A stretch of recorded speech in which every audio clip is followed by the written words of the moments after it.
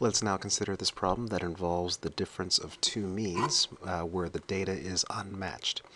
The null hypothesis will be that the two means are equal, that the old web design and the new web design has the same number of identified features.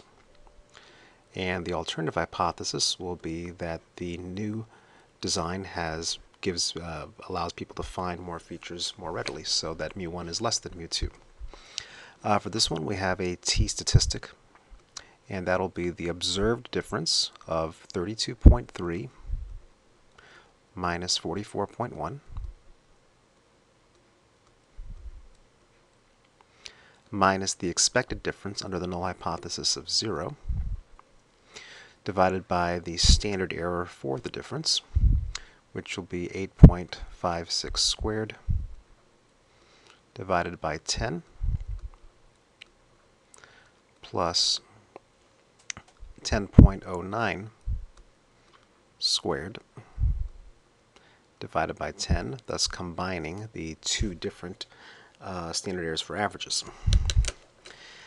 So doing the computation, we get the t value is equal to 32.3 minus 44.1 divided by the square root of 8.56 squared divided by 10 plus 10.09 squared divided by 10, which gives a t value of negative 2.282.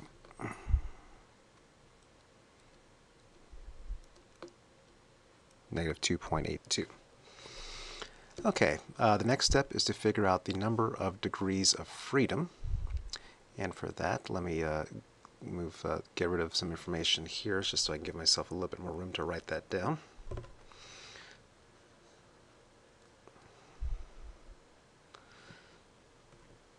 So the number of degrees of freedom will be equal to 8.56 squared over 10 plus 10.09 squared divided by 10, whole thing squared, divided by 1/9, 1 over 10 minus 1, times 8.56 squared over 10 squared, then plus 1 over 9 again for the other 10, 10 minus 1, over 10.09 squared, divided by 10, whole thing squared. So here we have the standard deviation for the first group squared divided by the size of the first group, plus the standard deviation of the second group squared divided by the size of the second group, and appearing there in the bottom as well. Okay, so plugging into Excel, just to simply do the arithmetic, the number of degrees of freedom is equal to 8.56 squared over 10 plus 10.09 squared over 10 squared divided by 1/9 times 8.56 squared over 10 squared plus 1/9 times 10.09 squared over 10 squared, and that gives us 17, rounding up 18 degrees of freedom. Pardon me, rounding down to 17, so 17 degrees of freedom.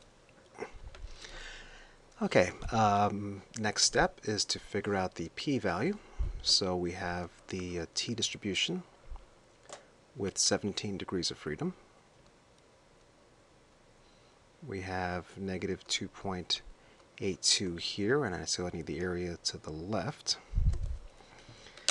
And so we get the p-value to be equal to the area to the left. So t dot dist of that number, 17 degrees of freedom, true, for 0.0059. So p is equal to 0.0059. That also, so the decision is that we reject the null hypothesis since that number is less than alpha. And so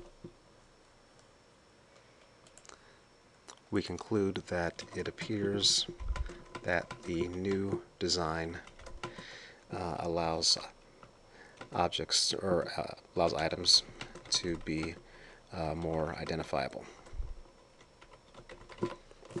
So that is the conclusion for this problem.